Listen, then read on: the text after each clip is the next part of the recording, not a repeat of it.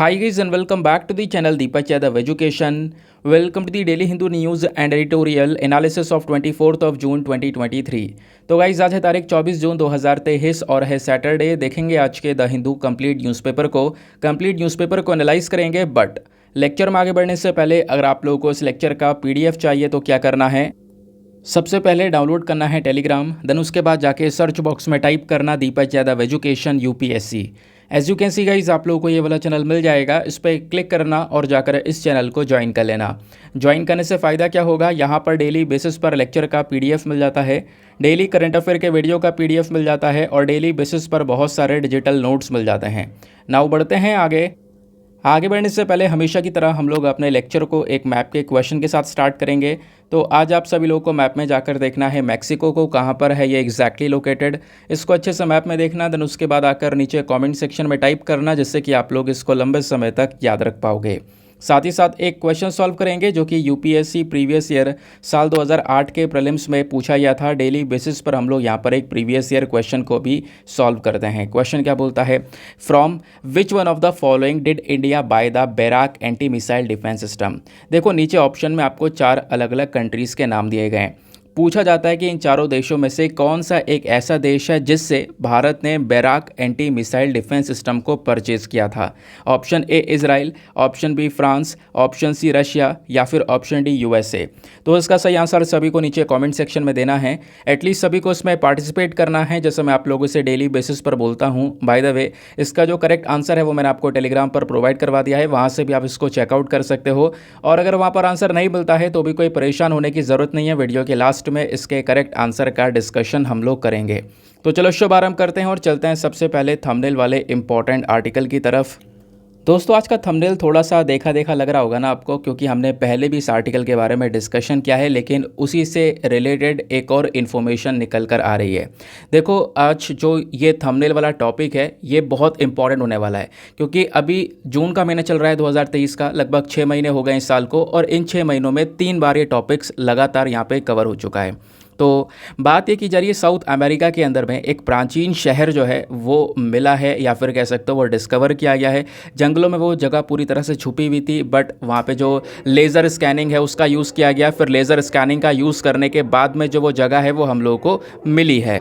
दोस्तों पहले तो आपको जानना होगा माया सिविलाइजेशन के बारे में। देखो अलग अलग प्रकार की सभ्यता आई और गई, जैसे आपने देखा जैसा कि हम लोग बात करें इंडस वैली सिविलाइजेशन के बारे में आपने सुना होगा। ये इंडस वैली सिविलाइजेशन जो है ये नॉर्थ ईस्ट अफगानिस्तान से लेकर पाकिस्तान, नॉर्थ वेस्ट इंडिया तक फैला था। उसके बाद आपने मेसोपोटामिया सिविलाइजेशन के बारे में सुना होगा, जो इराक, सीरिया और टर्की में यहाँ पर देखने को मिला था।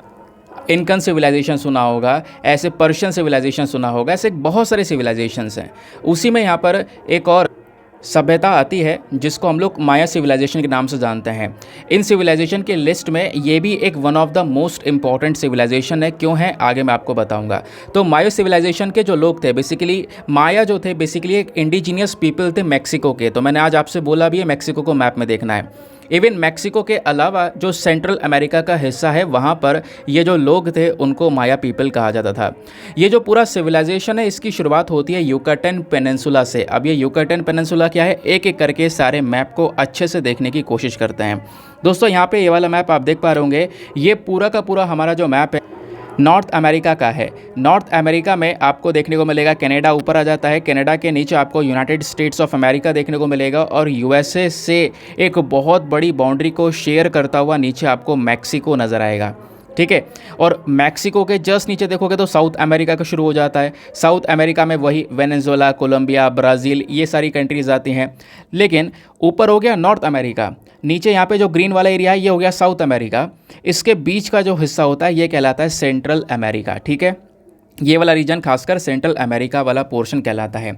यहीं पर मैक्सिको है, ये आपको गल्फ ऑफ मैक्सिको देखने को मिलेगा, और यहीं पर आपको एक पेनिनसुला देखने को मिलेगा जिसको हम लोग युकाटन पेनिनसुला के नाम से जानते हैं। अगर इस बड़े वाले मैप में दिखाऊं तो ये वाला आपको रीजन दिख रहा होगा। अच्छा, पेनिनसुला होता क्या है?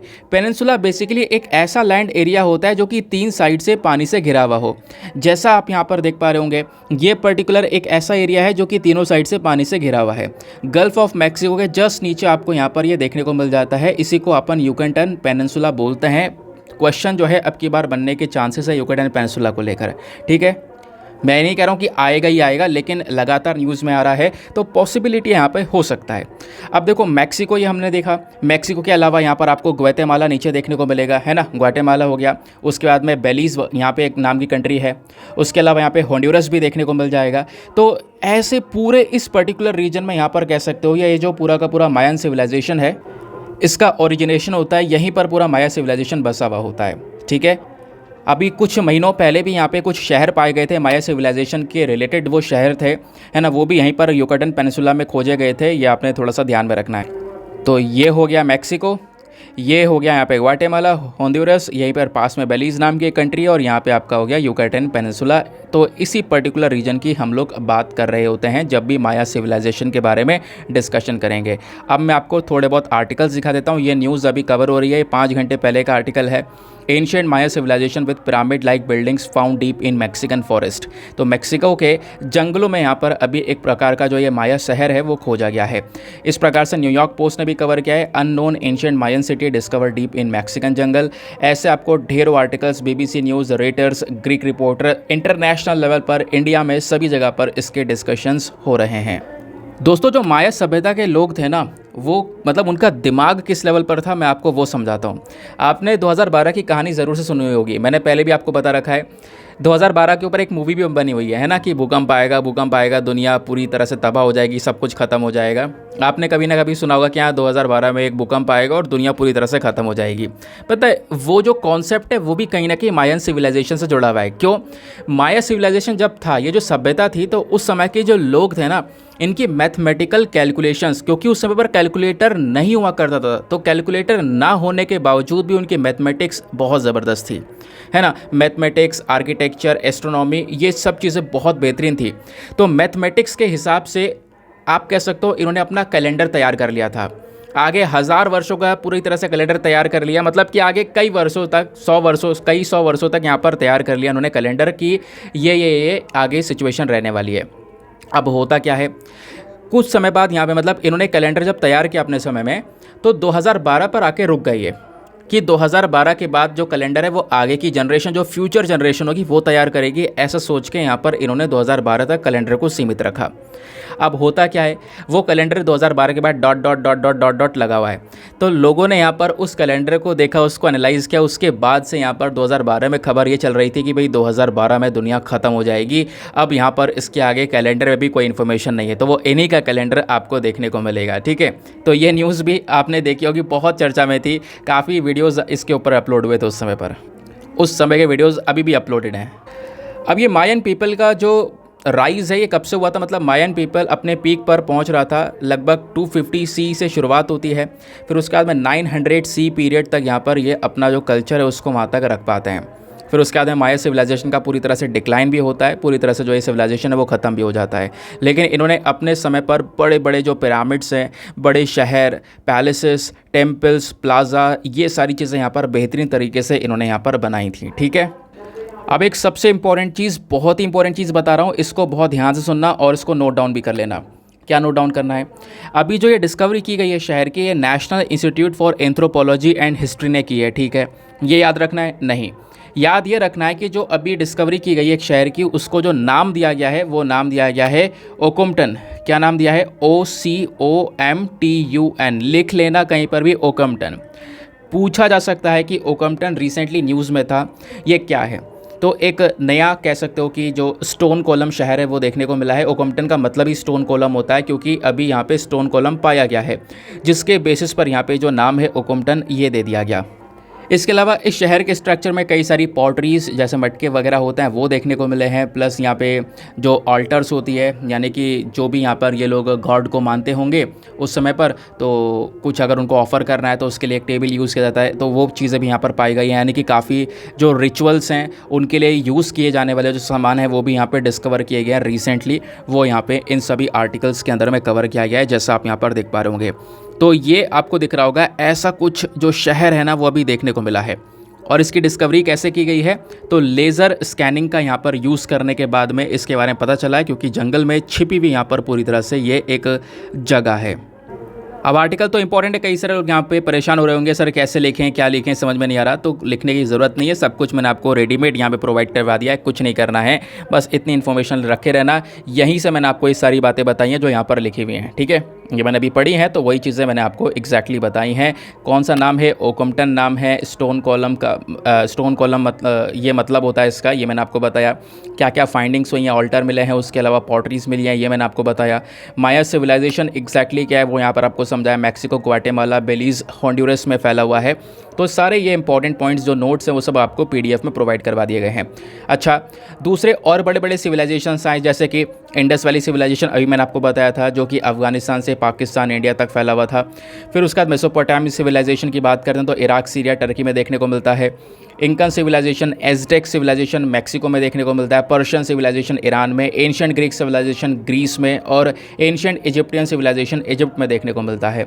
ना अभी हम लोग जो डिस्कशन किए हैं वो मैक्सिको के बारे में है, तो मैक्सिको के बारे में थोड़ा सा जान लेते हैं क्योंकि पॉसिबिलिटी है यहाँ से भी सवाल बन सके। प्लेसेस इन न्यूज़ को लेकर क्वेश्चन बनते रहते हैं। जब मैक्सिको की बात की जाती है तो इसकी जो कैपिटल है वो है Mexico city. Official language Spanish. कौन सा पैसा यूज़ किया जाता है, पेसो। ये वनडे एग्जामिनेशन के लिए इंपॉर्टेंट है, यूपीएससी नहीं पूछेगा लेकिन रिवर्स के बारे में ज़रूर से पूछ सकता है। तो मैक्सिको में जो सबसे बड़े माउंटेन रेंज है, जो पहाड़ियाँ हैं सबसे बड़ी, वो आपको सीरिया माड्रे देखने को मिलेगी। और उसके बाद रिवर्स की बात करेंगे तो रियो ग्रैंडे और साथ ही साथ में यकी, ये दो इंपॉर्टेंट या फिर कह सकते हो सबसे बड़ी नदियाँ मैक्सिको में पाई जाती हैं, ठीक है। नाउ आते हैं नेक्स्ट आर्टिकल की तरफ। अगले आर्टिकल को आप लोग GS paper number 3 defence and security के पॉइंट ऑफ व्यू से लिंक कर सकते हो। और एक और one of the most important article, पता होगा जो हमारे इंडिया के पीएम हैं वो अभी यूएसए के विज़िट पर गए थे। अब आज वो इजिप्ट चले जाएंगे, आज वो इजिप्ट की विज़िट पर रहेंगे, तो 24 और 25 तारीख में इजिप्ट को विज़िट करने वाले हैं। लेकिन अभी वो यूएसए की विज़िट से निकले हैं, ये आपने ध्यान में रखना है। अब यूएसए की विज़िट पर गए तो काफ़ी सारे डिस्कशंस हुए, काफ़ी सारे एग्रीमेंट्स को साइन करे गए। और उसी विज़िट के दौरान यहाँ पर एक और बहुत बड़ा और कह सकते हो हिस्टोरिकल एग्रीमेंट होता है जिससे भारत को बहुत फ़ायदा होगा। और वो किस चीज़ को लेकर है, जेट इंजन को लेकर एक डील की गई है। देखो, भारत खुराक में था कि किसी ना किसी कंट्री से हम लोगों को ये जो जेट इंजन की जो टेक्नोलॉजी है वो टेक्नोलॉजी हमें मिल जाए। तो अभी ये चीज़ें इंश्योर हो पाई हैं यूएसए की मदद से। तो यूएसए की एक कंपनी है जनरल इलेक्ट्रिक, तो जनरल इलेक्ट्रिक यूएसए की कंपनी हो गई और इधर इंडिया का हो गया HAL, that is Hindustan aeronautics limited.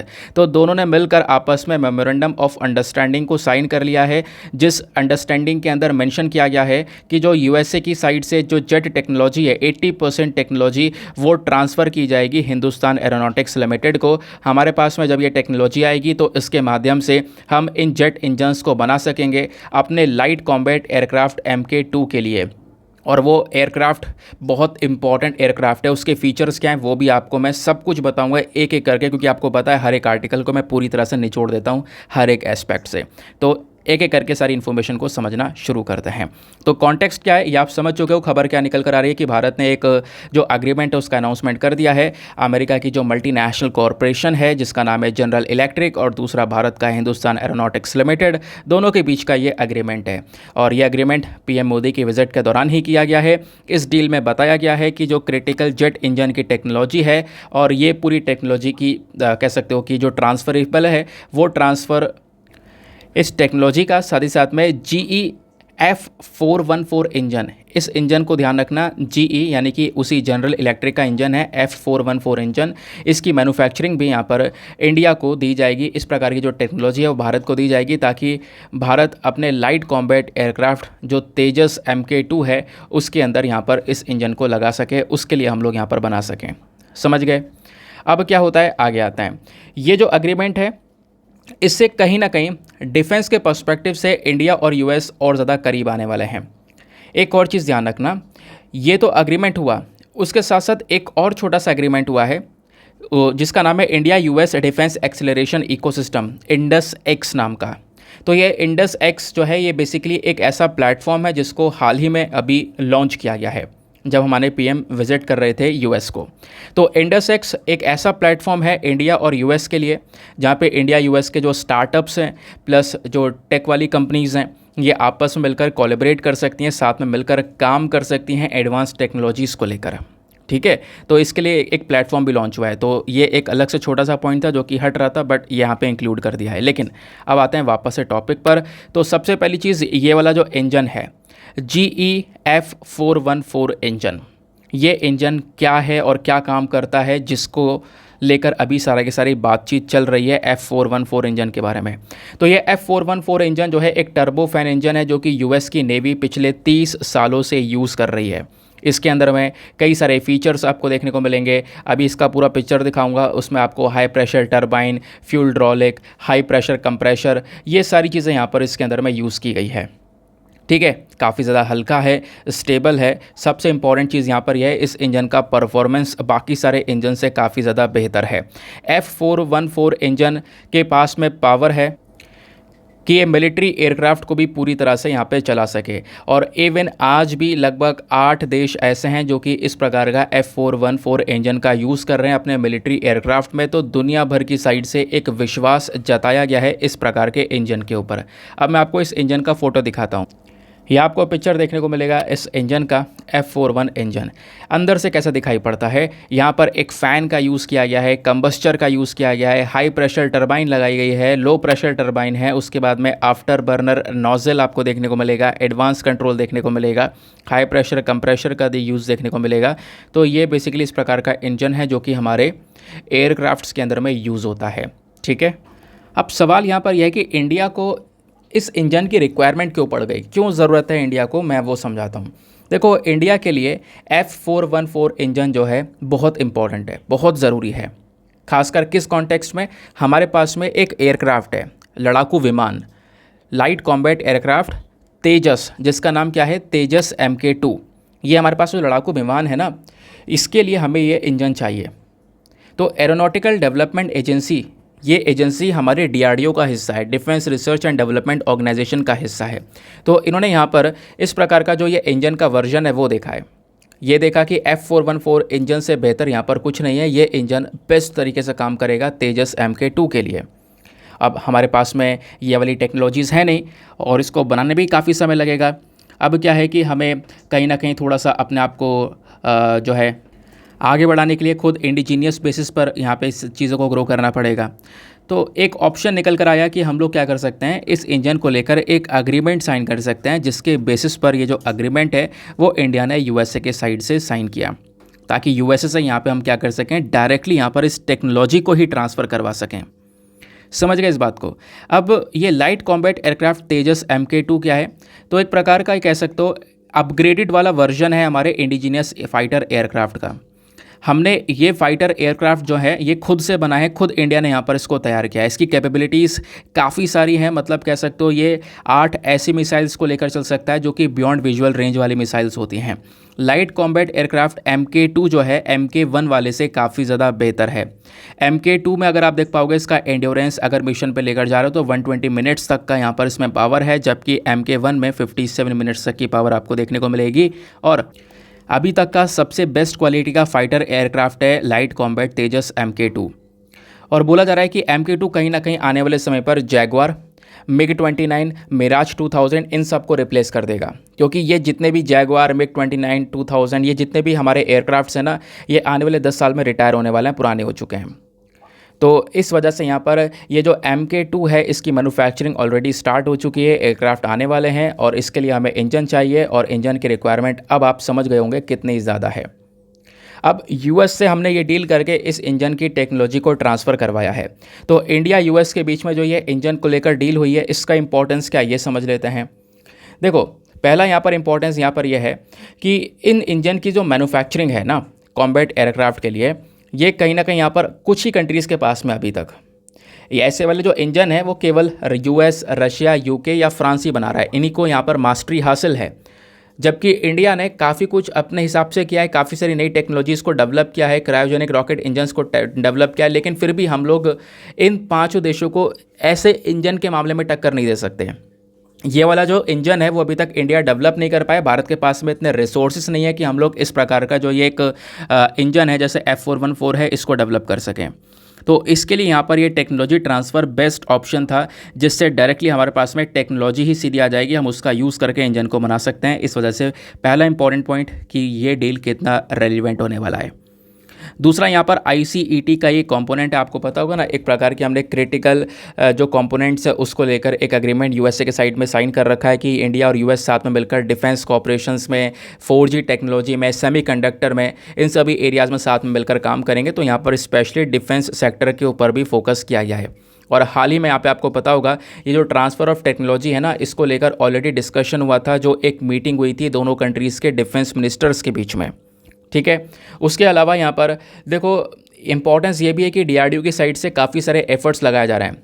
हमारा जो डिफेंस रिसर्च डेवलपमेंट ऑर्गेनाइजेशन है, इन्होंने यहाँ पर कई सारे अलग अलग प्रकार के इंजन का जो डेवलपमेंट है वो स्टार्ट किया है। हम लोग सोच रहे हैं कि कुछ इंजन्स को डेवलप किया जाए, लेकिन हमने काफ़ी इंजन 9 फुल प्रोटोटाइप इंजन्स को डेवलप किया। 4 करोड़ इंजन्स यहाँ पर बनाए गए, बहुत सारे इंजन्स तैयार करे गए अलग अलग लेवल के, लेकिन फिर भी जो ये इंजन की टेक्नोलॉजी हमने मांगी है ना, ऐसी लेवल का हमने अभी तक नहीं बनाया है। तो ये कहीं ना कहीं हमारे लिए भी थोड़ा इंपॉर्टेंट है। हम इस टेक्नोलॉजी से काफ़ी कुछ सीख पाएंगे, काफ़ी इन्फॉर्मेशन हम लोगों को मिल पाएगी कि कैसे कैसे एग्जैक्टली ये चीज़ें बनती हैं, समझ गए। अब बात यहाँ पर यह है कि भारत का हाल ही का जो डेवलपमेंट हुआ है डिफेंस सेक्टर में वो क्या है, इंडिया ने रिसेंटली क्या क्या डेवलपमेंट्स करे हैं अपने डिफेंस वाले क्षेत्र में। सबसे पहला इंडिया का इंडिजीनियस डेवलपमेंट के बारे में बात करेंगे, यानी भारत ने जो खुद से बनाया है। इसमें रुस्तम 2 ड्रोन आपको देखने को मिलेगा। उसके अलावा लाइट कॉम्बैट हेलीकॉप्टर बनाया है इंडिया ने, man portable anti tank guided missile हो गया, अग्नि 5 इंटर कॉन्टिनेंटल बैलिस्टिक मिसाइल हो गया, एडवांस मीडियम कॉम्बैट एयरक्राफ्ट हो गया, ठीक है। उसके अलावा यहाँ पर जो हमारा इंडिजीनियस नेवल वेसल्स हैं, उन वेसल्स को यहाँ पर तैयार किया गया है। इन वेसल्स के अंदर में INS करंज हो गया, INS करंज सबमरीन हो गया, इसको रेडी किया जा रहा है। OPV विजय पेट्रोल वेसल दस्तक मारने वाला जहाज़ हो गया, INS ध्रुव न्यूक्लियर मिसाइल ट्रैकिंग शिप हो गया, ठीक है। उसका INS Himgiri stealth frigate again एक लड़ाकू जहाज़ हो गया। तो उस प्रकार के जो जहाज़ है वो यहाँ पर अभी धीरे धीरे करके डेवलप किए जा रहे हैं, इनके ऊपर भी काम किया जा रहा है। ये तो वो वाली चीज़ें हैं जो कि भारत खुद से बना रहा है। अब वो वाली चीज़ें पढ़ लेते हैं जिसको लेकर भारत ने अलग अलग देशों के साथ में कोलैबोरेशन किया है ना। इस चीज़ के लिए इंडिया ने अलग अलग देशों की हेल्प ली है। तो यहाँ पे बैरक मिसाइल आता है। बैरक मिसाइल हम लोगों ने इजराइल से परचेज़ किया है, यहाँ पे आप डायरेक्टली दिख रहा होगा। और आज का जो UPSC का प्रीलिम्स वाला क्वेश्चन मैंने स्टार्टिंग में दिया था वो बैरक मिसाइल को लेकर था, ठीक है। 2008 में UPSC ने डायरेक्टली पूछ लिया था कि बैरक मिसाइल कौन से देश से परचेज़ किया था भारत ने, तो उसका सही उत्तर क्या हो जाएगा, इजराइल से परचेज़ किया था। उसके अलावा S-400 सिस्टम हमने रशिया से परचेज़ किया है। राफाल जेट्स फ्रांस से परचेज़ करे हैं, ठीक है। और अभी यहाँ पे जो इंजन वाली टेक्नोलॉजी है वो हम लोग USA की साइड से, जो USA की GE कंपनी है उससे ये ले रहे हैं, जनरल इलेक्ट्रिक से। लेकिन मैं आपको बता दूं ये जो इंजन है एक तरफ हम USA से तो ले रहे हैं, लेकिन ऐसे ही और भी टेक्नोलॉजी ट्रांसफ़र के ऊपर फोकस किया जा रहा है कि हम लोग थोड़ा फ्रांस, UK है ना, इनसे भी यहाँ पर थोड़ा सी इस प्रकार की जो टेक्नोलॉजी है वो ट्रांसफ़र करवा सकें। इनके ऊपर अभी भी मेन फोकस किया जा रहा है। तो 2008 का देखो क्वेश्चन यहाँ से बन गया था कि barrack anti missile defence system जो है ये इंडिया ने कौन से देश से परचेज़ किया था, तो इसका सही उत्तर है ऑप्शन नंबर A, इजराइल से परचेज़ किया था, ठीक है। आगे आते हैं। ना दोस्तों आगे बढ़ने से पहले मेक श्योर करना वीडियो पे जो लाइक का बटन है उसको प्रेस कर देना। एक छोटा सा टारगेट है हमारा 5K प्लस लाइक्स का, जिसको आप अचीव करवा सकते हो। साथ ही साथ में मेरे साथ में इंस्टाग्राम पे कनेक्ट कर सकते हो। इंस्टाग्राम पे जाना, सर्च बॉक्स में लिखना दीपक यादव एजुकेशन, आपको ये प्रोफाइल मिलेगा जहाँ पे 12,000 से ज़्यादा लोग ऑलरेडी जुड़ चुके हैं। आप भी मेरे साथ में पर्सनली जुड़ सकते हो। दूसरी चीज़, आप सभी लोगों को बहुत बहुत थैंक यू जिस तरीके से आप लोगों ने बर्थडे को विश किया है। जी हाँ, आज मेरा बर्थडे है और जो है कल मैंने इन्फॉर्म किया था आपको ग्रुप के अंदर में, तो लोगों ने इतने सारे मैसेजेस करे हैं कि अभी तक कम से कम, मैं मतलब मिनिमम बता रहा हूँ, मिनिमम जो काउंटिंग ऊपर से दिख जाती है मैसेजेस की, है ना, जब जो आते हैं 2000 से ज़्यादा लोग यहाँ पर, मतलब अभी एक सेकेंड रुको, तो अभी एक समय पर बात, तो मैं वीडियो रिकॉर्ड कर रहा था उससे पहले देखा था मैंने, अभी 2800 हो चुके हैं, 2800 मैसेजेस मैं रिसीव कर चुका हूँ। तो आप सभी लोगों को बहुत बहुत थैंक यू। आप लोग का जो सपोर्ट मिलता है मुझे इस चैनल को, वो सच में यहाँ पर मतलब कि वो सपोर्ट ना शायद ही यहाँ पर किसी को किसी की ऑडियंस दे पाए, लेकिन आप लोग बहुत ज़्यादा सपोर्टिव हो सच में, क्योंकि कभी वीडियो लेट हो जाते हैं उसके बावजूद भी आप यहाँ पे काफ़ी कोऑपरेट कर लेते हो। मतलब काफ़ी मैच्योरिटी यहाँ पे ऑडियंस के अंदर में है किस चीज़ को लेकर कि जैसे कि अपना वीडियो लेट हो गया तो अपने हिसाब से शेड्यूल को रीसेट कर लेना। मैं देखता हूँ कभी कभी लोग मैसेज कर देते हैं मुझे कि सर वीडियो लेट हो गया, कोई बात नहीं, हमने अपना शेड्यूल रीसेट कर लिया है। सैल्यूट है आप सभी लोग को। हाँ, 1-2 तो आ ही जाते हैं बीच में, जिन्होंने मतलब हर चीज़ में कमी नज़र आती है, चाहे वो कुछ भी हो, चाहे कोई इंसान कितना ही अच्छा कर ले, कितना ही कुछ भी कर ले या कितना ही बुरा कर ले, उसमें हर चीज़ में कमी निकल कर आती है। तो वो वाली कैटेगरी अलग है, उनकी मैं बात नहीं कर रहा हूँ। वो तो अभी भी बोलेंगे सर हमारे 3 मिनट आपने वेस्ट कर दिए, ये लगा के सीधा डिस्कशन स्टार्ट करो, वीडियो को एंड करो, है ना? तो वो चीज़ रहती है। खैर, आगे आते हैं। लेकिन अगेन आप लोगों को बहुत बहुत धन्यवाद इतनी सारी विशेज़ के लिए। एक बात बताऊँ, मैंने कभी मतलब इमेजिन भी नहीं किया था, जैसे इंस्टाग्राम पे कई सारी विशेज़ आ चुकी हैं मेरे को। मैं पहले देखता था बस खाली यार कि मतलब मेरे पास अभी भी पहले के स्क्रीनशॉट्स या पहले के फ़ोटोज़ पड़े होंगे इंस्टाग्राम पे, जब मेरे फॉलोवर्स 6, 7, फिर उसके बाद 18, फिर 20, ऐसे यहाँ पे फॉलोवर्स बढ़ रहे थे धीरे धीरे करके। आज से मैं 3 साल पहले की बात बता रहा हूँ। आज इंस्टाग्राम पे 13,000 फॉलोवर्स हो चुके हैं। और ऐसे ही यहाँ पर यूट्यूब पर भी आप लोगों ने इतना सपोर्ट किया है कि 4,10,000 के आसपास यहाँ पे जो सब्सक्राइबर्स हैं वो पहुँच चुके हैं। मतलब एक टाइम था कि हाँ, मुझे लगता था कि मैं मतलब कि पता नहीं ये ऐसा हो पाएगा, इतनी यहाँ तक पहुँच पाऊँगा या नहीं पहुँच पाऊँगा, ऐसी चीज़ें यहाँ पर नज़र आती थी। मतलब कि मेरा पहले बहुत बड़ा टारगेट था कि 1 लाख सब्सक्राइबर्स तक जाना है, बट ये है कि उसके बाद मैंने सोचा नहीं, काम करता चला गया लगातार। बस खाली ये है, आप भी यहाँ पे लाइफ में क्या करो, एक चीज़ जो मैंने सीखी है ना, आप चीज़ों के बारे में आगे का मत सोचो यार क्या होगा, मुझे यहाँ तक पहुँचना है, वहाँ तक पहुँचना है, नहीं, आपने गोल सेट किया, बस उसके ऊपर सीधा काम करते रहो, ठीक है? अब ना बस खाली क्या है कि आप रेगुलर बेसिस पर थोड़ा थोड़ा आपने कुछ नया सीखना है, रेगुलर बेसिस पर, डेली बेसिस पर यहाँ पर आपने कंट्रीब्यूशन देना है अपने आप को बेटर बनाने के लिए, और डेली काम करना है। कोई रेस्ट की ज़रूरत नहीं है, डेली काम करना है। होता है कभी कभी हाँ चलो यार प्रॉब्लम हो गई है, बट डेली पढ़ना है, कोई बात नहीं। मुझे खुद हो चुका है, ऐसा नहीं होगा किसी दिन कि हाँ किसी दिन मैंने ना पढ़ाई की हो, लगभग पिछले 4 सालों से।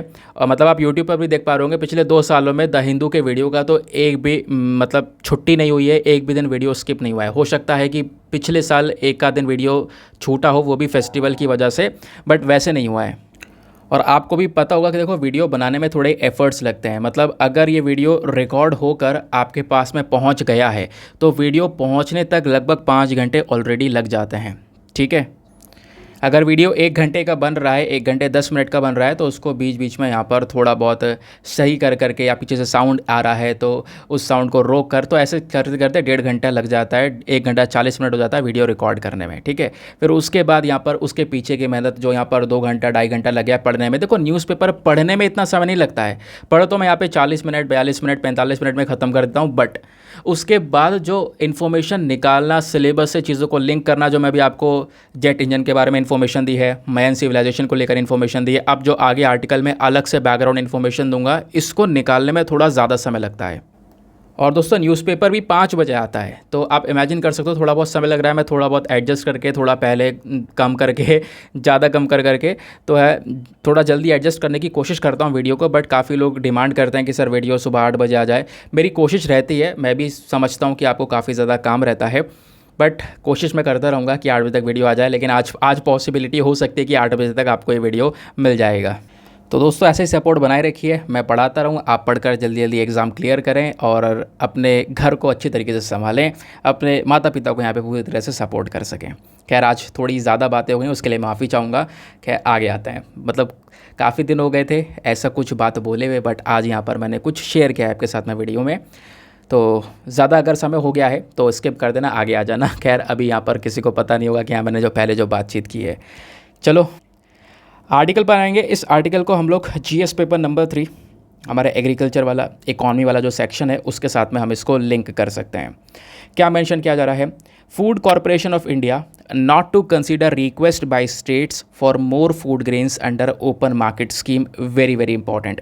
जीएस पेपर नंबर 3 के अंदर डायरेक्टली इस प्रकार के कॉन्सेप्ट्स आपसे पूछ लिए जाते हैं कि ये ओपन मार्केट सेल स्कीम है क्या, ओपीएसएस क्या है, आपसे पूछ लिया जाएगा। सॉरी ओएमएसएस, ओपन मार्केट है ना, मैंने पी बना दिया है। तो मैटर क्या है ये समझते हैं। देखो फूड कॉरपोरेशन ऑफ इंडिया क्या करता है, बहुत सारा जो गेहूं है, चावल है, इसको हमारे किसान से परचेज़ करने के बाद में अपने पास में स्टोर करके रखता है। सरकार यहीं से क्या करती है, इनका डिस्ट्रीब्यूशन भी करती है। आपको पता होगा है ना, आपके घर में जो है ये पहुंच रहा है राशन वगैरह, है ना, वो यहाँ पर एफसीआई के गोदामों से यहाँ पर पहुँच रहा है। ठीक है। अब होता यहाँ पर यह है कि कई बार एफसीआई के पास में बहुत सारा जो है अनाज वो हो जाता है, सरप्लस में हो जाता है, एक्स्ट्रा हो जाता है। तो वो जो सरप्लस वाला अनाज है उसकी ई ऑक्शनिंग कर दी जाती है, यानी कि नीलामी जिसको बोलते हैं। ऑक्शनिंग मतलब नीलामी करवा देना, लेकिन ई ऑक्शनिंग मतलब इलेक्ट्रॉनिक बेसिस पर, यानी डिजिटल प्लेटफॉर्म के ऊपर बैठकर डिजिटली यहाँ पर कह सकते हो कहीं ना कहीं उसकी नीलामी की जाएगी। जो सरप्लस बेसिस पर, जो सरप्लस एक्स्ट्रा हमारे पास में गेहूँ होगा उसको हम लोग यहाँ पर अलग से बेच देंगे राज्यों को। ठीक है। तो इसकी पहले बहुत ज़्यादा अमाउंट हुआ करता था, बहुत ज़्यादा अमाउंट में बेचा जाता था, बट उस अमाउंट को कम कर दिया गया, जिसकी वजह से कर्नाटका और तमिलनाडु जो है ये दोनों राज्य सरकारें कहीं ना कहीं केंद्र सरकार को क्रिटिसाइज़ कर रही हैं। कर्नाटका और तमिलनाडु का कहना यह है कि केंद्र सरकार का जो डिसीजन है कि ओपन मार्केट सेल स्कीम के अंडर में अब जो यहाँ पर इस प्रकार से अनाज दिया जाएगा वो केवल 100 टन तक दिया जाएगा, 100 टन की जो लिमिट दी जाएगी ये कहीं ना कहीं सही नहीं है, ऐसा कर्नाटक और तमिलनाडु का कहना है। जबकि केंद्र सरकार का कहना यह है कि देखो, फूड कॉरपोरेशन ऑफ इंडिया पहले ही क्लियर कर चुका है फ्राइडे में ही कि केंद्र सरकार का ये जो ओपन मार्केट सेल स्कीम के अंदर जो अनाज देने का मकसद है वो मकसद केवल और केवल इन्फ्लेशन यानी महंगाई को कंट्रोल करने के लिए है। भाई 80 करोड़ बेनिफिशियरीज के लिए तो अलग से स्कीम चल रही है ना, प्रधानमंत्री गरीब कल्याण अन्न योजना चल रही है ना। इस प्रकार की कई सारे इनिशिएटिव्स यहाँ पर लिए गए। तो 80 करोड़ जो लोग हैं इंडिया के, उनको अलग से जो राशन है वो तो मिल रहा है ना, जैसा मिल रहा था एज इट इज़। अब 80 करोड़ के बाद जो बचे 60 करोड़ लोग हैं, उन 60 करोड़ लोगों के लिए ये OMSS ऑपरेशन स्टार्ट किया गया था, ताकि यहाँ पर वो जो 60 करोड़ लोग बचे हुए हैं उनको भी यहाँ पर बेसिकली जो इन्फ्लेशन उसकी मार न झेलनी पड़े। तो इन्फ्लेशन को कंट्रोल करने के लिए जो यहाँ पर एफसीआई के पास में एक्स्ट्रा बचा हुआ अनाज होता है उसको यहाँ पर ये बेच देते हैं हमारी राज्य सरकारों को। तो राज्य सरकार खासकर तमिलनाडु और कर्नाटका का कहना यहाँ पर यह है कि इन्होंने जो लिमिट है वो कम कर दी है, क्योंकि अभी रिसेंटली 100 टन तक बोला है कि 100 टन तक हम जो है रिलीज़ करेंगे बस। ठीक है। जिसकी वजह से यहाँ पर जो ये राज्य सरकारें हैं इनका कहना यहाँ पर यह है कि कहीं ना कहीं गरीब का जो बेसिकली गरीब लोग हैं उनके खिलाफ चला जा रहा है ये वाला कदम। लेकिन ऐसा यहाँ पर सरकार ने जवाब दिया है कि ऐसा कुछ भी नहीं है, गरीब पे कोई खिलाफ में नहीं जा रहा है। 80 करोड़ बेनिफिशियरीज के लिए अलग से स्कीम चलाई गई है, वो उसके थ्रू फ़ायदा उठा रहे हैं। बचे कुछ 60 करोड़ के लिए हम लोगों ने ये स्टेप उठाया था। समझ गए ये मैटर क्या है। अब क्या करना है, एग्ज़ाम में क्या ये पूछा जाएगा, कहीं से कहीं तक आपसे, यहाँ से तो कुछ नहीं पूछा जाएगा। करना क्या, आर्टिकल को उठाओ, इसे निचोड़ो। इस आर्टिकल में एक तो आपको मिलेगा food corporation of India, very very important, पहले सवाल बन चुका है। दूसरा यहाँ पर जो चीज़ निकल कर आएगी वो निकल कर आएगी OMSS, ये वाली स्कीम, इसको लेकर भी यहाँ पर सवाल आपसे पूछा जा सकता है। एक सेकेंड रुको, अब यहाँ पर आप स्क्रीन पर नीचे देख सकते हो ओपन मार्केट सेल स्कीम क्या है, इसको समझ लेते हैं। इस स्कीम के तहत जो हमारा फूड कॉरपोरेशन ऑफ इंडिया है, जो उसके पास में सरप्लस स्टॉक, एक्स्ट्रा स्टॉक होता है चावल या गेहूँ का, ठीक है, मतलब वीट या राइस का, जो भी यहाँ पर आपको ये स्टॉक देखने को मिलेगा, उस स्टॉक का ये ई ऑक्शनिंग कर देते हैं, उसकी नीलामी कर देते हैं ओपन मार्केट में, खुले मार्केट में यहाँ पर उसको बेच दिया गया, ताकि क्या कर सकें, टाइम टू टाइम हम अपने अनाज की सप्लाई को बढ़ा सकें। समझ गए इस बात को, जो सप्लाई है वो मेंटेन रहे, क्योंकि अगर डिमांड रहेगी मार्केट में, सप्लाई कम हो जाएगी तो महंगाई बढ़ जाएगी, आपको पता है। तो इस चक्कर में जब जब सप्लाई कम हो गई, सप्लाई को मेंटेन करने के लिए, सप्लाई को बढ़ाने के लिए, ताकि जो महंगाई है, इन्फ्लेशन है, वो कंट्रोल रहे, इसी के लिए तो यहाँ पर ये काम करती है स्कीम। समझ गए। तो जो पर्पज़ है OMSS का वो है सरप्लस स्टॉक जो हमारा गेहूं और चावल का है उसको यहाँ पर निकालना और उसके मदद से मार्केट में प्राइस को कंट्रोल करना। अब पता है जो भी ऑक्शनिंग वगैरह होती है वो हर सप्ताह होती है। फूड कॉरपोरेशन ऑफ इंडिया हर सप्ताह इस प्रकार की नीलामी करवाता है एक प्लेटफॉर्म पर। उस प्लेटफॉर्म का नाम है national commodity and derivatives exchange limited, जिसको NCDEX के नाम से जानते हैं। ये NCDEX एक कमोडिटी एक्सचेंज प्लेटफॉर्म है इंडिया का, जहाँ पर आप अपने सामान को एक्सचेंज कर सकते हो, कमोडिटीज़ को एक्सचेंज कर सकते हो। ये एक ऐसा प्लेटफॉर्म प्रोवाइड करवाता है जहाँ पे जो हमारे एग्रीकल्चरल्स हैं या एग्रीकल्चरल कमोडिटीज़ हैं उनका आप ट्रेड कर सकते हो, व्यापार कर सकते हो। समझ गए। अब आते हैं आगे, थोड़ा सा फूड कॉरपोरेशन ऑफ इंडिया के बारे में बात कर लेते हैं। FCI क्या है। देखो, फूड कॉरपोरेशन ऑफ इंडिया एक सरकार की खुद की कॉरपोरेशन है, ठीक है, जिसका मेन काम है इंडिया में फूड सिक्योरिटी को बनाकर रखना, यानी कि कहीं ना कहीं हर एक व्यक्ति तक अच्छे से अफोर्डेबल वे में और अच्छा वाला यानी न्यूट्रिशियस पोषण भरपूर खाना पहुंच पाए, इस चीज़ को इंश्योर करने का काम फूड कॉरपोरेशन ऑफ इंडिया का होता है। इस बॉडी को बनाया गया था 1965 में फूड कॉरपोरेशन एक्ट 1964 के तहत। तो 1964 का एक एक्ट है ठीक है। उस एक्ट के बेसिस पर अगले साल 1965 में एफसीआई को बना दिया गया। मेन ऑब्जेक्टिव क्या था एफसीआई का, मैं आपको बता चुका हूँ। मार्केट में जितने भी हमारे ये अनाज को लेकर दाम है उसकी स्टेबिलिटी को मेंटेन करना हमारे पूरे देश में, प्लस फूड सिक्योरिटी को इंश्योर करना, प्लस जो फूड कॉरपोरेशन ऑफ इंडिया एक बफर स्टॉक मेंटेन करके चलता है। यानी कि मान लो बफर स्टॉक, आप समझ रहे हो, किसी भी कारण की वजह से देश में खाने का अकाल पड़ गया तो उस समय पर एक सिक्योरिटी रखी हुई होती है हमारी सरकार के पास में, एक गोदाम बना हुआ है कि भैया अगर कोई इशू है, जैसे कोविड के समय पर कोई इशू आ गया तो वो बफर स्टॉक खाली किया जाएगा, वो सामान जो है, वो जो अनाज हमने भर के रख रखा है किसी इमरजेंसी के लिए, वो अनाज हम लोग निकालेंगे। तो वो मेंटेन करने का काम भी एफसीआई के पास में होता है। ठीक है। बाकी एफसीआई हमारे पूरे देश में जो पब्लिक डिस्ट्रीब्यूशन सिस्टम होता है, आपको बता दिया, राशन वाला सिस्टम है ना। सरकार यहाँ पे किसानों से परचेज़ करती है एमएसपी पर उस अनाज को, फिर वो अनाज आपके घर पर राशन में पहुँचता है, राशन वाली शॉप पे आप जाते होंगे, है ना। तो वो सारा काम भी उस वाले प्रोसेस में भी एफसीआई की सबसे बड़ी रिस्पॉन्सिबिलिटी यानी सबसे ज़्यादा जिम्मेदारी आपको देखने को मिलेगी। तो ये हो गया। बाकी ई ऑक्शनिंग के बारे में भी मैंने आपको यहाँ पर समझा दिया है। ठीक है, दोनों एस्पेक्ट्स आपको क्लियर हो गए। नव आप देख सकते हो, अब यूपीएससी ने 2018 में एक सवाल पूछा था। सवाल क्या था? ये था नेशनल फूड सिक्योरिटी एक्ट को लेकर। इस वजह से बोल रहा हूँ कि ऐसी आपसे ओपन मार्केट स्कीम को लेकर सवाल बन सकता है, या फूड कॉरपोरेशन ऑफ इंडिया को लेकर सवाल बन सकता है, जैसा नेशनल फूड सिक्योरिटी एक्ट को लेकर बना था। जो नेशनल फूड सिक्योरिटी एक्ट है 2013 का, इसके बेसिस पर 3 स्टेटमेंट्स दिए गए हैं। बताना है कौन सा स्टेटमेंट सही है। पहला स्टेटमेंट बोलता है कि जो भी परिवार बिलो पॉवर्टी लाइन के अंदर में आते हैं, गरीबी की रेखा के नीचे आते हैं, वही केवल एलिजिबल होते हैं इस नेशनल फूड सिक्योरिटी एक्ट के अंदर एक सब्सिडाइज फूड ग्रेन्स को प्राप्त करने के लिए। दूसरा स्टेटमेंट बोलता है कि जो एल्डेस्ट वुमेन है घर के अंदर में, जिसकी एज 18 या 18 से ऊपर है, ठीक है, वो यहाँ पर कहीं ना कहीं क्या कर सकती है, वो महिला कहीं ना कहीं यहाँ पे कह सकते हो कि हाउस होल्ड में अपने घर में एक हेड हो सकती है। राशन कार्ड के इशुएंस के बेसिस पर, राशन कार्ड के पर्पस के बेसिस पर उसको हेड की तरह ट्रीट किया जा सकता है। थर्ड वाला स्टेटमेंट, जो प्रेग्नेंट वेमेन होती हैं और लैक्टेटिंग मदर्स होती हैं, इनको यहाँ पर इसी नेशनल फूड सिक्योरिटी एक्ट के तहत टेक होम राशन यानी कि 1600 कैलोरीज पर डे के हिसाब से देने के बारे में चर्चा की गई है फॉर दी 6 मंथ्स। ऐसा कुछ है? ऐसा तो कुछ नहीं है। तो पहला वाला स्टेटमेंट और दूसरा वाला स्टेटमेंट गलत है, केवल तीसरा वाला स्टेटमेंट सही है। ये जब आपको पता चलेगा तब, जब आप यहाँ पे नेशनल फूड सिक्योरिटी एक्ट के बारे में पढ़ोगे, ठीक है, तभी आपको इसके बारे में इन्फॉर्मेशन मिलेगी। तो वैसे इसका सही उत्तर option number b, second only correct answer है। मैं आपको बता रहा हूँ, एक एग्जांपल दे रहा हूँ कि यहाँ ऐसे सवाल भी बन सकते हैं। अगले आर्टिकल पर आते हैं। ना जो अगला आर्टिकल है हमारा इकॉनमी वाले पेज पर है। क्या है कॉन्टेक्स्ट, इसको समझते हैं। सेमीकंडक्टर के बारे में सबने सुना होगा। आप सोच रहे होंगे अरे सर वापस सेमीकंडक्टर लेकर आ गए। नहीं, आज कुछ और डिटेल्स हम डिस्कस करेंगे। देखो, बात यहाँ पर की जा रही है माइक्रोन। माइक्रोन क्या करेगा, ये इंडिया के अंदर में एक प्लांट लगाने वाला है और उस प्लांट के थ्रू दिसंबर 2024 तक पहला सेमीकंडक्टर बनने वाला है। इंडिया अभी सेमीकंडक्टर का प्रोडक्शन नहीं करता है, जबकि सेमीकंडक्टर के प्रोडक्शन में पूरे दुनिया में कुछ ही कंट्रीज़ है, 5 कंट्रीज़ जो कि सबसे ज़्यादा प्रोडक्शन करती हैं। इंडिया चाहता है उस लिस्ट में आना। तो यहाँ पर ध्यान रखना, $2.7 बिलियन का सेमीकंडक्टर असेंबली और टेस्टिंग प्लांट जो है वो यहाँ पर बनाया जा रहा है माइक्रोन के थ्रू इंडिया में। और इसी माइक्रोन के थ्रू क्या किया जाएगा, पहला जो सेमीकंडक्टर चिप है वो बनाया जाएगा दिसंबर 2024 तक। ये बात खुद हमारे minister of electronics and information technology Ashwini Vaishnaw ji ने बताई है। इस प्लांट के थ्रू क्या होगा, 5000 डायरेक्ट और 15000 इनडायरेक्ट नौकरियां भी जनरेट होंगी। तो ये भी बोला जा रहा है, ठीक है। उसके अलावा और बहुत सारे बेनिफिट्स होंगे। सरकार इसके ऊपर 2021 से काम कर रही है। क्या काम कर रही है वो भी आपको मैं आगे समझाऊंगा, ठीक है। तो ओवरऑल कॉन्टेक्स्ट क्या है, सेमीकंडक्टर। सेमीकंडक्टर होता क्या है दोस्तों, पहले ये समझ लो, फिर बाद में आपको मैं एक डिटेल प्रोवाइड करवाऊंगा। यहाँ पे बहुत इंपॉर्टेंट डिटेल है, उसको मिस मत करना।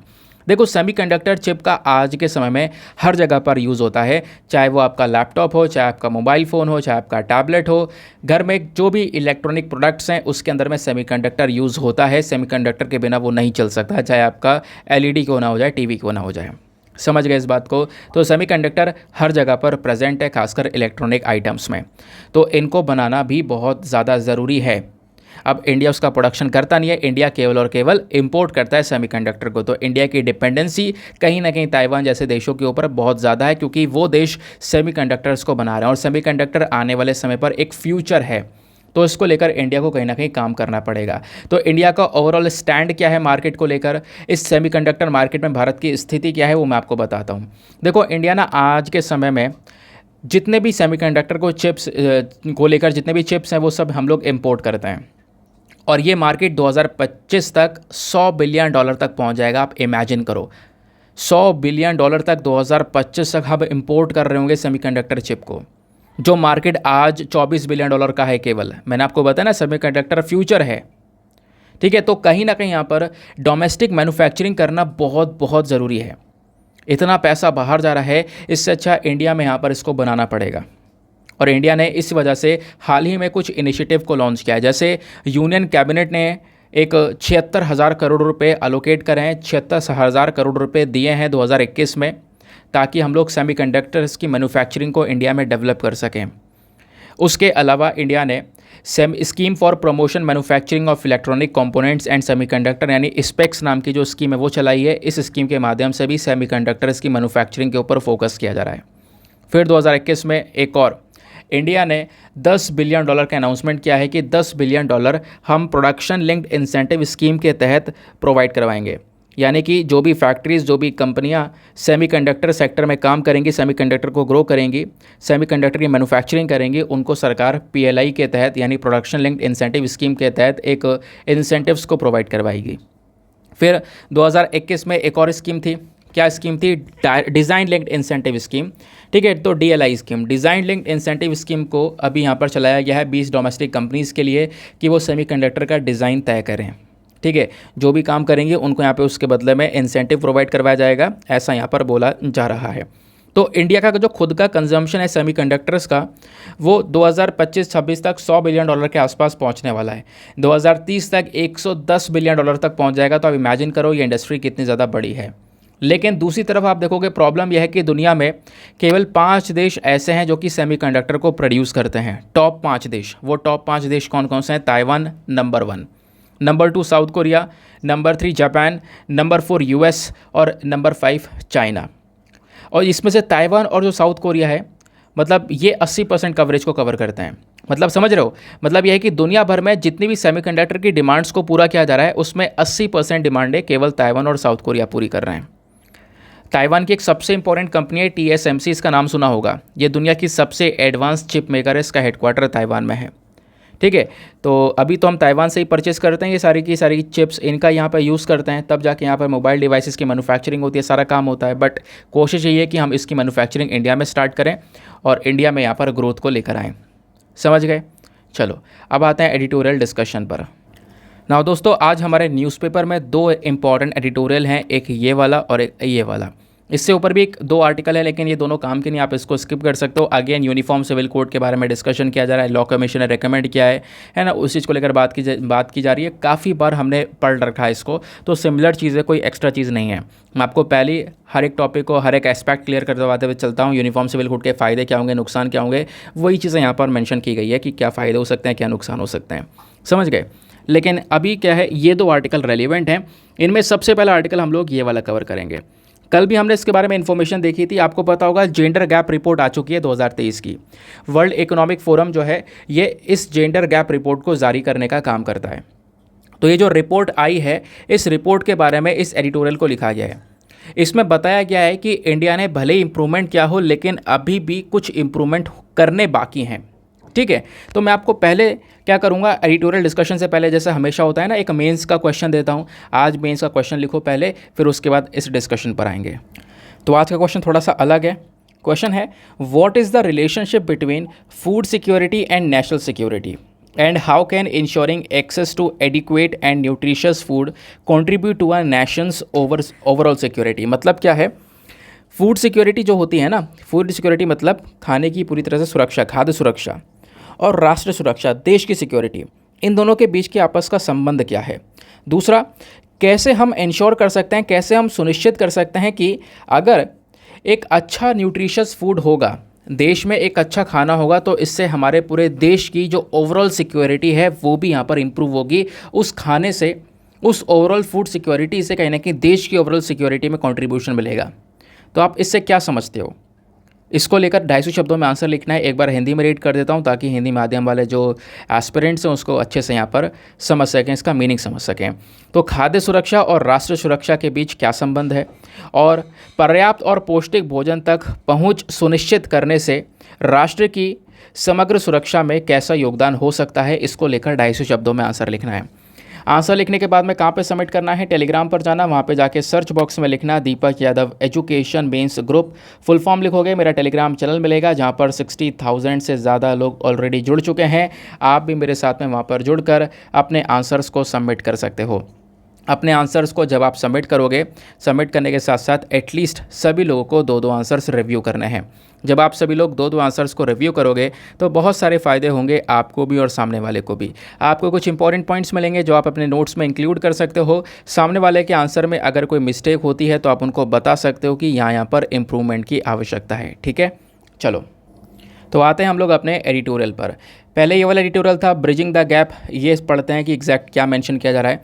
दोस्तों अभी आपको पता होगा ग्लोबल जेंडर गैप रिपोर्ट 2023 आई है और इस रिपोर्ट को रिलीज़ करने वाली बॉडी है वर्ल्ड इकोनॉमिक फोरम।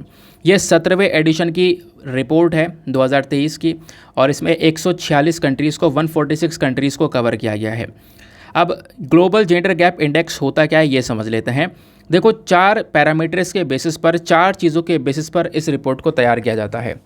देखो ग्लोबल जेंडर गैप की बात की जा रही है मेल और फीमेल के बारे में, यानी किसी भी देश में जो महिलाएं और पुरुष हैं इनके बीच में कितना भेदभाव है।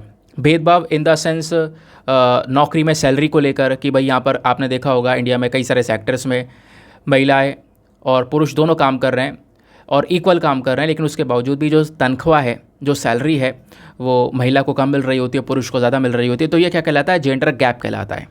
तो जिस भी देश में जेंडर गैप ज़्यादा होगा उसकी रैंकिंग बहुत ज़्यादा डाउन होगी। जिस भी देश में जेंडर गैप कम होगा, इक्वलिटी की तरह यहाँ पर ट्रीट किया जा रहा होगा दोनों जेंडर्स को, तो उसकी रैंकिंग यहाँ पर इम्प्रूव्ड नज़र आएगी। समझ गए, ये कॉन्सेप्ट है ग्लोबल जेंडर गैप का। तो 4 चीज़ें देखी जाती हैं। इकोनॉमिक पार्टिसिपेशन, इकॉनमी में जो हमारे मेल और फीमेल हैं उनका कितना ज़्यादा पार्टिसिपेशन है, कितने ज़्यादा अवसर उनको मिल पा रहे हैं, ये चीज़ देखी जाती है। दूसरा एजुकेशन किस लेवल पर है महिलाओं के लिए और साथ ही साथ में पुरुष के लिए। थर्ड हेल्थ सेक्टर में यहाँ पर क्या क्या फैसिलिटीज़ दोनों को प्रोवाइड करवाई जा रही हैं। फिर पॉलिटिकल एम्पावरमेंट, पॉलिटिक्स में यहाँ पर कितना ज़्यादा कंट्रीब्यूशन है महिलाओं का और ज़्यादा पुरुष का। ठीक है, तो इन 4 चीज़ों के बेसिस पर इस ग्लोबल जेंडर गैप इंडेक्स को रेडी किया जाता है, तैयार किया जाता है। फिर 0 से 1 के बीच में जो सारा का सारा जो स्कोर है वो दिया जाता है, ये आपने ध्यान में रखना है। तो ऑब्जेक्टिव इसका मेन यही है कि हम लोग क्या कर सकें, दुनिया भर के सामने सारा डेटा निकाल कर लेकर आ सकें कि यहाँ पर हेल्थ, एजुकेशन, इकोनॉमिक, पॉलिटिक्स में किस प्रकार से कौन कौन से देश में जो डिस्क्रिमिनेशन है मेल और फीमेल के बीच में वो किया जा रहा है, गैप जो है वो काफ़ी ज़्यादा है। तो अब की बार इस रिपोर्टिंग में क्या बताया गया है, 2023 की जो रिपोर्ट है उसमें क्या बताया गया है। पहले हम बात करेंगे दुनिया भर के लेवल पर कि दुनिया भर में क्या सिनेरियो है। ठीक है, तो ग्लोबल जेंडर गैप स्कोर जो 2023 के अंदर में है वो 68.4% का है। तो थोड़ा सा इंप्रूवमेंट हुआ है पिछले साल के कंपैरिजन में। पूरे दुनिया में ऐसा यहाँ पर बोला गया, पूरे दुनिया के लेवल में थोड़ा सा इंप्रूवमेंट हुआ है। टॉप कंट्रीज़ कौन कौन सी हैं, तो सबसे नंबर 1 पर है आइसलैंड नाम का जो देश है, ये ज़्यादा जेंडर इक्वल कंट्री है और 14 साल लगातार, कह सकते हो 14 साल से लगातार यहाँ पर इसने अपनी नंबर 1 पोजीशन को मेंटेन कर रखा है इस इंडेक्स के अंदर में। अब की बार इसका स्कोर 91.2% दिया गया है। इकलौती कंट्री है जिसका स्कोर 90 के पार है। उसके अलावा ये तो हो गया 1 और 2, 3, 4 रैंक पर जो कंट्रीज़ है वो नॉर्डिक कंट्रीज, जैसे नॉर्वे हो गया, इसका नंबर है, इसका स्कोर है 87.9%। फिनलैंड हो गया 3rd नंबर पर, इसका स्कोर 86.3। स्वीडन का स्कोर 81.5%। ठीक है, तो ये कंट्रीज़ मिलकर कह सकते हो टॉप कंट्रीज़ मानी जाती हैं जहाँ पर जेंडर इक्वालिटी नज़र आती है। फिर बात आती है हेल्थ एंड सर्वाइवल की। तो जो जेंडर गैप है हेल्थ एंड सर्वाइवल के अंदर में, ये कहीं ना कहीं यहाँ पर कह सकते हो कि 96% तक यहाँ पर बंद हो गया है, ऐसा यहाँ पर देखने को मिला है। ठीक है, तो जेंडर गैप हेल्थ सेक्टर में थोड़ा सा ख़त्म हुआ है। प्लस पॉलिटिक्स की अगर हम लोग बात करेंगे तो पॉलिटिक्स में भी यहाँ पर 22% तक जेंडर गैप ख़त्म हुआ है। लेकिन सारा जेंडर गैप अगर ख़त्म करना है तो पॉलिटिक्स में 162 साल और लगने वाला है। 162 ईयर्स लगने वाले हैं, उसके बाद जाके जेंडर गैप ख़त्म होगा पॉलिटिक्स में। और एजुकेशन सेक्टर में आने वाले 16 साल में यहाँ पर कह सकते हो अगर हम चाहें तो ख़त्म कर सकते हैं, क्योंकि काफ़ी हद तक जेंडर गैप को ख़त्म कर दिया गया है एजुकेशन सेक्टर में, पूरे दुनिया की बात कर रहे हैं। फिर इकोनॉमिक पार्टिसिपेशन और अपॉर्चुनिटी की बात करेंगे तो अगेन यहाँ पर भी जो जेंडर गैप है वो काफ़ी ज़्यादा है, और 169 ईयर्स लगेंगे तब जाके यहाँ पर इकॉनमी के पार्टिसिपेशन में दोनों को इक्वली देखा जाएगा। नाउ अब क्वेश्चन यहाँ पर यह है कि इस ग्लोबल जेंडर गैप रिपोर्ट 2023 में इंडिया का क्या स्थिति है, इंडिया की क्या रैंक है। तो भारत की रैंक 135 थी 2022 में, ये ध्यान रखना 2022 में, 2022 में 135 थी, और इस बार 2023 में 146 में से भारत की रैंक है 127, 127वीं रैंक इंडिया को हासिल हुई है 2023 की इस रिपोर्ट में। और भारत के जो पड़ोसी देश हैं जैसे कि पाकिस्तान की बात करेंगे तो इसकी रैंक 142 है, बांग्लादेश की 59 है, चाइना की 107 है, नेपाल की 116 है, श्रीलंका की 115 है, भूटान की 103 है, ठीक है, और इंडिया की यहाँ पर 127 है। इंडिया से पीछे आपको यहाँ पे पाकिस्तान देखने को मिलेगा, बाकी बांग्लादेश की इंडिया से आगे रैंक है, चाइना, श्रीलंका, इन सब कंट्रीज़ की इंडिया से आगे रैंक यहाँ पे नज़र आएगी, ठीक है। आगे आते हैं उसके बाद। अब क्या हुआ, इंडिया में भी पिछले साल के कंपैरिजन में अब की बार इंप्रूवमेंट नज़र आया, 64.3% तक जो ये जेंडर गैप था, है ना, इस गैप को यहाँ पर कम किया गया है। चाहे वो एजुकेशन सेक्टर हो, चाहे वो इकोनॉमिक पार्टिसिपेशन हो, चाहे वो पॉलिटिकल एम्पावरमेंट हो, क्योंकि पॉलिटिकल एम्पावरमेंट में इंडिया ने वाकई में एक कह सकते हो कि अचीवमेंट को हासिल किया है। महिला का जो रिप्रेजेंटेशन है हमारे पार्लियामेंट में वो 15.1% के आसपास आपको देखने को मिलेगा। मतलब बताया जा रहा है दुनिया में टोटल 18 देश ऐसे हैं जिसमें बोलीविया है, इंडिया है, फ्रांस है, ये कुछ कंट्रीज़ है जहाँ पर महिलाओं को 40% से ज़्यादा रिप्रेजेंटेशन दिया गया है लोकल गवर्नमेंट में या लोकल गवर्नेंस के अंदर में। इंडिया के पास में 44.4% का रिजर्वेशन है, मतलब वेमेन का रिप्रेजेंटेशन है बेसिकली, तो महिलाएं रिप्रेजेंट कर रही हैं लोकल गवर्नमेंट के अंदर में। प्लस हेल्थ सर्वाइवल की बात करेंगे तो अगेन इंडिया का यहाँ पर जो इम्प्रूवमेंट है वो देखने को मिला है 1.9% से। इकोनॉमिक पार्टिसिपेशन में भी यहाँ पर इंडिया का इम्प्रूवमेंट देखने को मिला है, लेकिन सवाल यहाँ पर यह है कि जो इंडिया है इन्होंने कौन कौन से इनिशिएटिव चलाए हैं पहले कुछ सालों में जिससे जो ये जेंडर गैप है वो थोड़ा सा ख़त्म होता हुआ नज़र आया है। तो इस इनिशिएटिव में सबसे पहला इनिशिएटिव बेटी बचाओ बेटी पढ़ाओ स्कीम, आपको पता होगा इसके बारे में। बेटी बचाओ बेटी पढ़ाओ का मेन मकसद क्या है कि गर्ल चाइल्ड की यहाँ पे सुरक्षा कर उसको यहाँ पर एक एजुकेशन दिया जाए। उसके बाद महिला शक्ति केंद्र चलाया गया जिसका मेन मकसद है गांव की जो महिलाएं हैं उनको अपॉर्चुनिटी दी जाए स्किल डेवलपमेंट के लिए, है ना, एम्प्लॉयमेंट की अपॉर्चुनिटी दी जाए। फिर महिला पुलिस वॉलंटियर हो गया, यहाँ पर अगेन महिला पुलिस वॉलंटियर को बेसिकली यहाँ पर आगे ग्रो करने के बारे में चर्चा की जा रही है, जो कि कहीं ना कहीं यहाँ पर कम्युनिटी और पुलिस के बीच में एक लिंक का काम करती हैं। फिर राष्ट्रीय महिला कोष यहाँ पर एक प्रोग्राम स्टार्ट किया गया, सुकन्या समृद्धि योजना चलाया गया, है ना। इसमें यहाँ पर महिलाओं के जो बैंक अकाउंट से, खासकर जो लड़कियों के बैंक अकाउंट से वो ओपन करने के ऊपर फोकस किया गया। फीमेल एंटरप्रेन्योरशिप स्टार्ट किया गया, कस्तूरबा गांधी बालिका विद्यालय स्टार्ट किया गया। तो इस प्रकार से कई सारे यहाँ पर जो स्टेप्स हैं वो गर्ल्स के लिए उठाए गए हैं, जिसके बेसिस पर जो वो जेंडर गैप है अब की बार कम हुआ है, ऐसा एग्जैक्ट यहाँ पर बताया गया।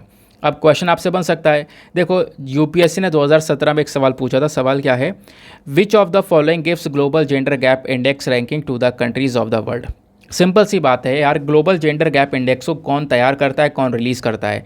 तो याद होगा अभी थोड़ी देर पहले आपको बताया था, उसका नाम है वर्ल्ड इकोनॉमिक फोरम। तो ऑप्शन नंबर 1 यानी A is the correct answer, world economic forum. ठीक है, ये था हमारा पूरा का पूरा डिस्कशन। अब देखो यहाँ पर इस आर्टिकल में क्या क्या मेंशन किया जा रहा है, ये मैं आपको बता चुका हूँ। इंडिया का 40% से ज़्यादा वेमेन का रिप्रेजेंटेशन है लोकल गवर्नेंस के अंदर में, ये एक इंपॉर्टेंट चीज़ है। बाकी भारत ने कोशिश करी है महिलाओं के लिए एक रिजर्वेशन बिल लाने के लिए। उस रिजर्वेशन बिल के अंदर मांग की जा रही है कि जो हमारा पार्लियामेंट है, लोकसभा के अंदर में 33% जो रिजर्वेशन है, आरक्षण है, महिलाओं को दिया जाए, महिलाओं के लिए उसमें सीट्स रखी जाएँ। स्टेट असेंबलीज जो होती हैं हमारी विधानसभा होती हैं, वहाँ पर महिलाओं के लिए 33% सीट रखी जाए। इस प्रकार का बिल इंट्रोड्यूस किया गया था 1996 में, बट अभी तक यहाँ पर इसको लेकर कोई काम नहीं किया गया है। लेकिन इंडिया में धीरे धीरे इंप्रूवमेंट हो रहा है, क्योंकि 2023 एक ऐसा साल है जिस साल नागालैंड बहुत चर्चा में है। नागालैंड क्यों चर्चा में है, क्योंकि नागालैंड के अंदर में जो इलेक्शंस हुए हैं हाल ही में, यहाँ पर पहली बार 2 महिलाएं मेंबर ऑफ लेजिस्लेटिव असेंबली यानी कि एमएलए बनी हैं। पहली बार 2 महिला एमएलए बनी है और वो केवल 2023 में ऐसा हो पाया है। तो कहीं ना कहीं इम्प्रूवमेंट नज़र आ रहा है इंडिया में, ऐसा हमने देखा है। ठीक है। तो ये इम्प्रूवमेंट और ज़्यादा हमें आगे बढ़ाना है, इसके लिए प्रॉपर एजुकेशन और हेल्थ केयर के ऊपर थोड़ा सा ज़्यादा काम करना है। ठीक है। जो गर्ल्स हैं उनको यहाँ पर जॉब वाली एजुकेशन प्रोवाइड करवानी है, खासकर एक ऐसी एजुकेशन जिससे उनको कुछ सीखने को मिले और आगे जाकर यहाँ पर वो उसका यूज़ कर पाएँ प्रैक्टिकल लाइफ में। क्योंकि आजकल एजुकेशन बस खाली क्या है, किताबी बातें हैं, सारी पढ़ी, उसके बाद एग्ज़ाम दिया, काम ख़त्म। लेकिन यहाँ पर क्या है कि ऐसा एजुकेशन प्रोवाइड करवाओ जिससे उनके स्किल्स के अंदर में एक इम्प्रूवमेंट आए, जिससे यहाँ पर उनको जॉब मिल सके। ठीक है। तो कोविड-19 की वजह से भले ही सिचुएशन थोड़ी सी ख़राब हुई है, लेकिन हमें थोड़ा थोड़ा काम करना है। जो हमने काम किया है, जैसे हमने जेंडर गैप को थोड़ा सा रिड्यूस किया है, वैसे और आगे यहाँ पर थोड़ा सा कदम उठाना है। नाउ आगे आते हैं नेक्स्ट एडिटोरियल पर। अगला जो एडिटोरियल है ये बात करता है squaring the circle at the India Egypt summit. Now अगला जो एडिटोरियल है इंडिया इजिप्ट रिलेशंस के बारे में। राइटर बोलते हैं कि रिलेशंस कहाँ कहाँ पर मजबूत और कहाँ पर दिक्कतें नज़र आ रही हैं। दूसरी चीज़ यहाँ पे आप देख पाओगे, अभी हमारे पीएम मोदी की विज़िट होने वाली है इजिप्ट में। आज यानी 24 जून को वो इजिप्ट पहुँचेंगे। तो 24-25 जून में यहाँ पर वो इजिप्ट में रहने वाले हैं और काफ़ी सारी बातें होंगी। तो सबसे पहली बात, दोनों के रिलेशंस, दोनों का व्यापार रिलेशंस, अपॉर्चुनिटीज़, चैलेंजेस क्या है, कैसे चाइना एक बहुत बड़ा चैलेंज बना हुआ है, ऐसे काफ़ी सारे एस्पेक्ट्स यहाँ पर डिस्कस किए गए हैं। सब कुछ हम लोग कवर करेंगे with in the form of notes. चलो अभी देखो, एक कारण और है, मतलब इंडिया इजिप्ट को क्यों पढ़ना है, रीज़न मैं आपको बताता हूँ। एक कारण और है इंडिया इजिप्ट को पढ़ने का। हाल ही में जो हमारा रिपब्लिक डे का सेलिब्रेशन हुआ है 26 जनवरी को, उस 26 जनवरी पर हम लोगों ने इजिप्ट के जो प्रेसिडेंट है इनको as a chief guest invite किया था। एज अ चीफ गेस्ट हमने उनको बुलाया था और उसी के बदले में उन्होंने इंडिया को बुलाया था और उसी वजह से पीएम मोदी भी गए हैं, ठीक है, इजिप्ट के अंदर में विजिट करने के लिए। समझ गए इस बात को। तो इसी के बेसिस पर मतलब आप समझ सकते हो आर्टिकल का इंपॉर्टेंस है। एक साल में, इन 6 महीने में 2-3 बार लगभग ये इजिप्ट जो है न्यूज़ में आ चुका है। इंडिया इजिप्ट के संबंध कैसे हैं, इतिहास समझते हैं। देखो इतिहास बहुत पुराना है दोनों देशों का। इंडिया और इजिप्ट दुनिया की बहुत ज़्यादा पुरानी सिविलाइजेशंस हैं। आप इनके बारे में जिक्र देख सकते हो।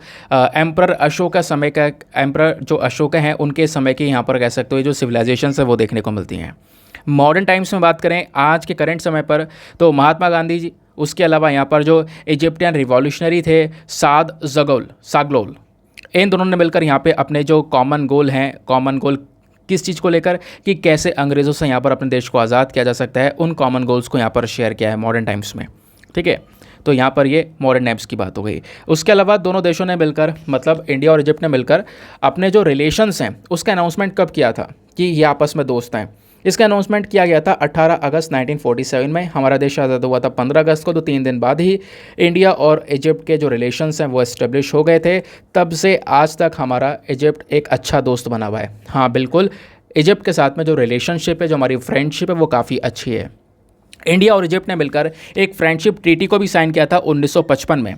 और 1961 में इंडिया और इजिप्ट के साथ साथ यूगोस्लाविया, इंडोनेशिया, घना, इन सब ने मिलकर नॉन अलाइन मूवमेंट को बनाया। नॉन अलाइन मूवमेंट का मतलब पता है ना, कोल्ड वॉर के समय पर जो शीत युद्ध चल रहा था, एक तरफ यहाँ पर वेस्टर्न कंट्रीज थी, दूसरी तरफ यूएसएसआर था, है ना। इन दोनों को कौन ज्वाइन करेगा, कौन नहीं ज्वाइन करेगा, तो नॉन अलाइन मूवमेंट तैयार किया गया। भाई हम किसी को ज्वाइन नहीं करेंगे, नॉन अलाइनमेंट मूवमेंट, किसी के साथ हम अलाइनमेंट नहीं करेंगे, किसी के साथ हम लोग ज्वाइन नहीं करेंगे। उसमें इंडिया, इजिप्ट, इन सब कंट्रीज का काफ़ी बड़ा रोल था। फिर बात आती है साल 2016 की। साल 2016 में एक जॉइंट स्टेटमेंट दिया गया था इंडिया और इजिप्ट के बीच में, जिसके बेसिस पर बोला गया दोनों देश आपस में मिलकर political security cooperation, economic engagement, scientific collaborations, people to people ties को भी इम्प्रूव करेंगे और ये इम्प्रूव हुए हैं पिछले कुछ समय में। अब हाल ही का कुछ सिनेरियो है वो थोड़ा सा डिस्कस कर लेते हैं, यानी कि हाल ही में क्या क्या हुआ है इंडिया और इजिप्ट के बीच में। देखो अभी ना रिसेंट जो मीटिंग हुई है उसमें इंडिया और इजिप्ट ने मिलकर अपने बायलैटरल रिलेशनशिप्स को और मजबूत करने के ऊपर मेन फोकस किया है। साथ ही साथ में दोनों देशों ने मिलकर एक मेमोरेंडम ऑफ अंडरस्टैंडिंग को भी साइन किया है, जिस मेमोरेंडम ऑफ अंडरस्टैंडिंग के बेसिस पर आने वाले 3 साल में ये कंटेंट एक्सचेंज करेंगे, कैपेसिटी बिल्डिंग, साथ ही साथ में यहाँ पर को प्रोडक्शंस करने वाले हैं, यानी कि जो हमारा प्रसार भारती है और नेशनल मीडिया अथॉरिटी इजिप्ट का, इसके बीच में को प्रोडक्शंस भी की जाएंगी।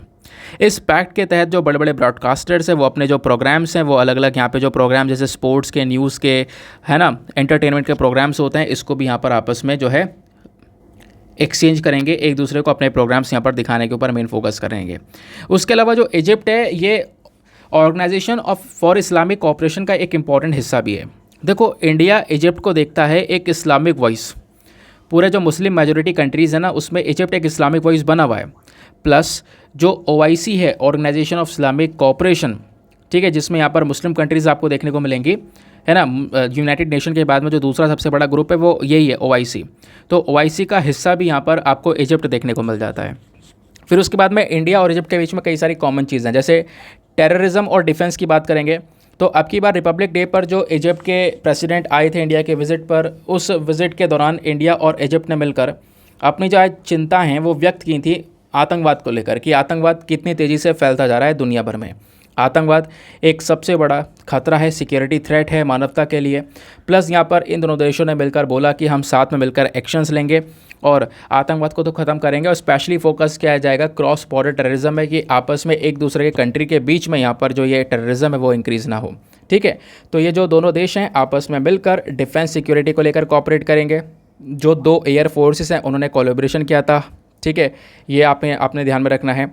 फिर उसके बाद में बोला जा रहा है कि दोनों देशों की जो एयर फोर्सेस हैं, ठीक है, यानी कि इंडिया की एयरफोर्स और इजिप्ट की एयरफोर्स, ये दोनों मिलकर जो फ्रांस वाला रफाल फाइटर जेट्स है वो रफाल फाइटर जेट्स को उड़ा रहे हैं। ये दोनों एयरफोर्स वो वाला फाइटर जेट यूज़ कर रही हैं। 2022 यानी पिछला साल यहाँ पर एक ऐसा साल था जिस साल दोनों देशों के बीच में यहाँ पे डिसाइड किया गया कि ये अलग अलग एक्सरसाइज में पार्टिसिपेट करेंगे। और मैं आपको बता दूँ, पहला एक स्पेशल फोर्स एक्सरसाइज किया गया था इंडियन आर्मी और इजिप्ट आर्मी के बीच में। उस अभ्यास का नाम है exercise cyclone 1। Very very important. ठीक है, आपसे डायरेक्टली पूछा जा सकता है कि एक्सरसाइज साइक्लोन 1 कौन से दो देशों के बीच में की जाती है। तो इंडिया और इजिप्ट की आर्मी के बीच में एक अभ्यास होता है जिसका नाम है एक्सरसाइज साइक्लोन 1। ठीक है, ये यहाँ पर स्टार्ट हुआ है 14 जनवरी 2023 को जैसलमेर राजस्थान के अंदर में यहाँ पर इस प्रकार का अभ्यास किया गया था।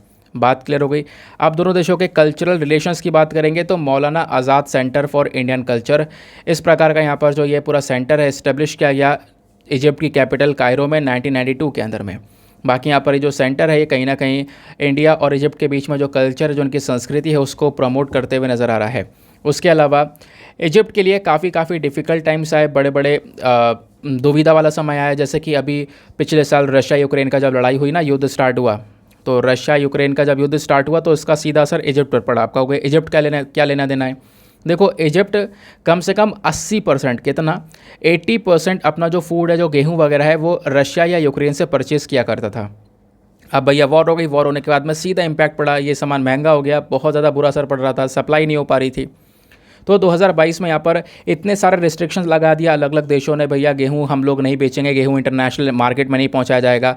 हर एक देश अपना बस खाली गेहूं को स्टोर करना शुरू कर दिया, है ना, क्योंकि यहाँ पर उसकी कमी होती हुई नज़र आ रही थी रशिया और यूक्रेन की वॉर की वजह से, क्योंकि रशिया यूक्रेन भी कहीं ना कहीं वीट के सबसे बड़े प्रोड्यूसर माना जाता है। तो उस समय पर जब इतना ज़्यादा दुविधा में था इजिप्ट, तो उस समय पर भले ही हमने भी एक्सपोर्ट के ऊपर रुकावटें लगा रखी थी, रिस्ट्रिक्शंस लगा रखे थे, लेकिन उन रिस्ट्रिक्शंस के बावजूद भी इंडिया ने 61,500 मैट्रिक टन के आसपास का जो वीट है वो हम लोगों ने इजिप्ट को भेजा था। तो इंडिया की साइड से कहीं ना कहीं इजिप्ट को ये हेल्प प्रोवाइड करवाई गई थी। तो इजिप्ट के अंदर में लगातार इन्वेस्टमेंट जारी है ना। तो इंडिया की साइड से यहाँ पर जो इजिप्ट है वो लगातार इन्वेस्टमेंट्स ले रहा है, इन्वेस्टमेंट्स हम लोग वहाँ पे कर रहे हैं। उसके अलावा स्वेज कैनाल के बारे में आपने सुना होगा, स्वेज कैनाल एक सबसे इंपॉर्टेंट एरिया माना जाता है व्यापार के क्षेत्र में। ये कहाँ पर है आपको मैं बताऊँगा। तो अभी के समय पर 50 से ज़्यादा जो इंडियन कंपनीज़ है वो इन्वेस्ट कर रही हैं इजिप्ट में। और कितना इन्वेस्ट कर रही हैं, $3.15 बिलियन से ज़्यादा इन्वेस्टमेंट उन इंडियन कंपनीज़ का देखने को मिलेगा। ये तो रिलेशंस की बात हुई, संबंध कितने अच्छे हैं, लेकिन इन्हीं संबंध में एक चिंता भी है। एक ही चिंता है, वो बड़ी चिंता है, वो है चाइना। चाइना सभी कंट्री के साथ में रिलेशंस बना रहा है धीरे धीरे, ये आपने देखा। तो चाइना का जो बायलैटरल ट्रेड है इजिप्ट के साथ में, जो चाइना का व्यापार है वो आज $15 बिलियन से ज़्यादा हो चुका है। मतलब इंडिया के व्यापार से डबल। भारत का जो 2021-22 में इजिप्ट के साथ में व्यापार था ना, वो $7.26 बिलियन का था, और चाइना का $15 बिलियन का, भाई दुगना हो गया। तो ये चीज़ कहीं ना कहीं थोड़ा सा कंसर्न वाली बात, चिंता वाली बात है। और दूसरी चीज़ आप देख पाओगे, जो इजिप्ट के प्रेसिडेंट है वो चाइना में पिछले कुछ समय में लगभग 7-8 बार जा चुके हैं ताकि चाइनीज़ इन्वेस्टमेंट लिया जा सके। तो चाइनीज़ इन्वेस्टमेंट के पीछे यहाँ पर इजिप्ट पड़ा हुआ है, और चाइना डेफिनेटली अगर इन्वेस्टमेंट कोई मांग रहा है तो चाइना देगा इन्वेस्टमेंट। ठीक है, तो ये थोड़ा सा यहाँ पर एक कंसर्न, एक चिंता वाली बात नज़र आती है दोनों के रिलेशंस में। तो बड़ी देर से हमने इजिप्ट किया है। नाउ अब इजिप्ट की लोकेशन के बारे में थोड़ा सा डिस्कस कर लेते हैं। इजिप्ट एक ट्रांस कॉन्टिनेंटल कंट्री है। कहाँ पर है? नॉर्थ ईस्टर्न अफ्रीका में आपको ये देखने को मिल जाएगी। इसकी कैपिटल है कायरो। बाउंड्रीज़ की बात करेंगे तो बाउंड्रीज़ अभी मैं आपको मैप में दिखाऊंगा तो और अच्छे से क्लियर होंगी। बाकी यहाँ पर इजिप्ट 1922 में आज़ाद हुआ था। पॉपुलेशन वगैरह ध्यान रखने की ज़रूरत नहीं है और ये सब कुछ यहाँ पे याद रखने की ज़रूरत नहीं है। हाँ, नदियों के बारे में ध्यान रख सकते हो, बहुत इंपॉर्टेंट। जो मेजर रिवर है, सबसे फेमस रिवर जो इजिप्ट में देखने को मिलती है वो है रिवर नाइल। नाइल नदी जो कि इकलौती रिवर है जो कि इजिप्ट में बहती है पूरे साल बहने वाली इकलौती रिवर। 98% जो इजिप्ट की पॉपुलेशन है, इस देश की पॉपुलेशन है, वो सब नाइल रिवर वैली के आसपास ही रहते हैं, ऐसा भी यहाँ पर बोला जा रहा है। तो दोस्तों यहाँ पर आप देख पा रहे होंगे ये है पूरा अफ्रीकन कॉन्टिनेंट। इस अफ्रीकन कॉन्टिनेंट में यहीं पर कोने पर आपको इजिप्ट नज़र आएगा, ठीक है। यहीं पर कोने पर इजिप्ट ये आपको दिख रहा होगा। इजिप्ट के नीचे आपको सूडान नज़र आएगा। ये जो पोर्शन है ये इजिप्ट है, ठीक है। और इजिप्ट और इधर जो हमारी अरब कंट्रीज़ हैं, इनके बीच में एक पतला सा रास्ता निकलता है। ये आपने देखा होगा, ये रास्ता सीधा ऊपर गुजरता है, मेडिटेरेनियन सी में जाता है। रेड सी से गुजरता हुआ सीधा मेडिटेरेनियन सी में पहुंचता है। और रेड सी और मेडिटेरेनियन सी को बीच में कनेक्ट करने वाला यहाँ पर एक कैनाल है जिसको हम लोग स्वेज कैनाल के नाम से जानते हैं। वो कैनाल इधर से गुजरता है, ठीक है। ये आप यहाँ पर देख पाओगे। स्वेज कैनाल वही कैनाल है जो कि पिछले कुछ समय पहले बंद भी हो गया था, है ना, क्योंकि इस कैनाल में बीच में जहाज़ अटक गया था। एवर गिवन नाम का जो जहाज़ है वो अटक गया था इस प्रकार से। तो ये जहाज़ कैनाल काफ़ी समय तक बंद रहा था, ठीक है। तो ये इजिप्ट हो गया, इधर इजराइल हो गया, इनके बीच में यहाँ पर एक कैनाल बना हुआ है जिसको हम लोग स्वेज कैनाल के नाम से जानते हैं। स्वेज कैनाल एक ऐसा माध्यम है, एक ऐसा रास्ता है जहाँ से सबसे ज़्यादा व्यापार होता है। जैसे अगर ये वाला कैनाल बंद हो जाए ना, तो इंडिया को अगर यूरोप पहुंचना है तो इंडिया को पूरा साउथ अफ्रीका ये घूम कर जाना पड़ेगा और उसके बाद यहाँ पर वापस आना पड़ेगा। एक बहुत बड़ा रीजन कवर करना पड़ेगा। जबकि अगर यहाँ पर ये जो कैनाल है, ये कैनाल हमेशा ओपन रहता है। वैसे काफ़ी सारे जहाज़ दिन ब दिन निकलते रहते हैं, टन्स ऑफ वे में हर दिन व्यापार होता है। तो सीधा यहाँ से जहाज़ निकल कर सीधा यहाँ पे यूरोप में पहुँच जाएगा। तो ये स्वेज कैनाल का इंपॉर्टेंस आप समझ रहे होंगे। तो किसके अंडर में स्वेज कैनाल है? तो आज के समय में इजिप्ट के अंडर में ही ये स्वेज कैनाल आता है। ये बात भी सभी को पता होनी चाहिए। तो दोस्तों ये था हमारा पूरा का पूरा डिस्कशन। आई होप आपको मज़ा आ चुका होगा, बहुत कुछ आपको जानने को मिला होगा। हर एक आर्टिकल में एक अच्छी सी इनफ इन्फॉर्मेशन मैंने आपको देने की कोशिश की है। नाउ आते हैं हम लोग अपने प्रीलिम्स वाले क्वेश्चन की तरफ। तो प्रीलिम्स वाला क्वेश्चन ये था कि कौन सा देश है जिससे यहाँ पर बैराक मिसाइल को भारत ने परचेज़ किया था। अभी मैं आपको बता ही चुका हूँ। इसका सही उत्तर है option number A, Israel. Israel से इंडिया ने ये जो बैराक मिसाइल्स इनको परचेज़ किया था। नाउ मिलते हैं आप लोगों से अगले वीडियो में। आज के लिए bye bye, have a nice day, thank you and Jai Hind.